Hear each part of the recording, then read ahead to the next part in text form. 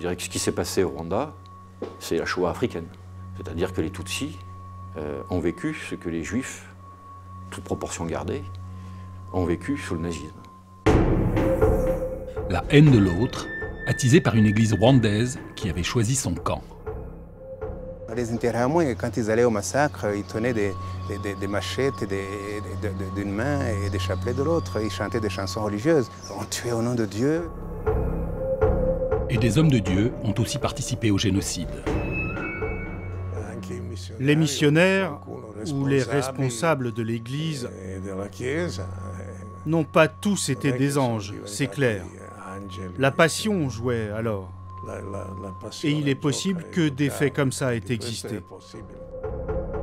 Et des prêtres, condamnés au Rwanda, ont trouvé refuge en France et y célèbrent la messe.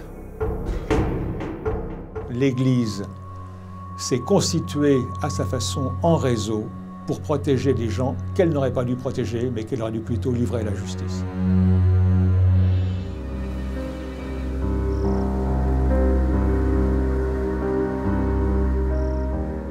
On l'appelait la Suisse de l'Afrique. Mais il y a 20 ans, le pays des 1000 collines fut le théâtre du dernier génocide du XXe siècle. Aujourd'hui, le Rwanda est devenu l'un des pays les plus sûrs d'Afrique. Kigali est une capitale jeune, moderne, qui n'oublie pas le passé et l'horreur.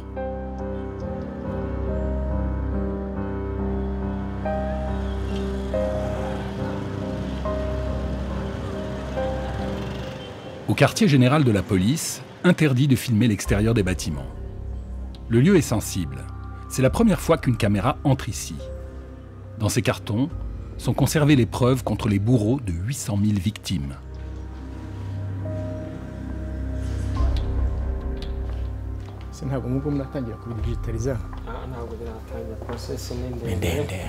Paul Rutaisire est historien, l'un des rares à avoir accès à ces milliers d'archives empilées sur des dizaines de mètres. Ici, il y a à peu près 1 900 000 et quelques.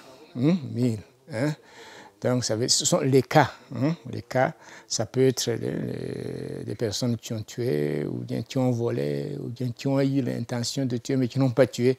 Ce sont les différentes catégories. Et parmi les coupables, je pense, je n'ai pas les données, mais c'est à peu près peut-être dans les 300, 400 000, quelque chose comme ça. 100 000 génocidaires sont toujours en fuite. Et parmi eux, des prêtres. Ça, c'est Kabalira, l'abbé Kabalira. Martin Kabalira, aumônier militaire, condamné par contumace pour génocide à la perpétuité au Rwanda en 2009, il vit en France.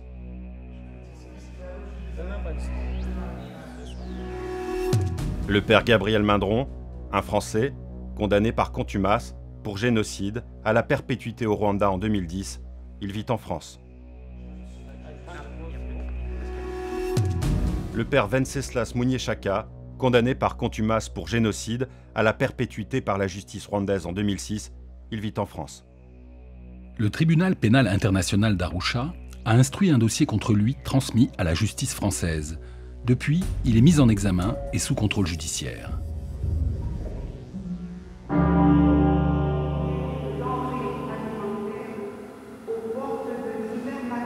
Malgré cela, l'Église l'autorise toujours à célébrer la messe dans un petit village de Normandie.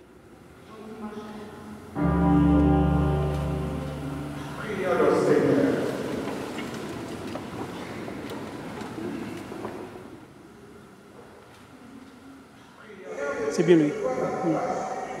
Il a moins de cheveux. Parce qu'il a fait pendant la période du génocide, je pense qu'il ne devrait pas encore célébrer la messe.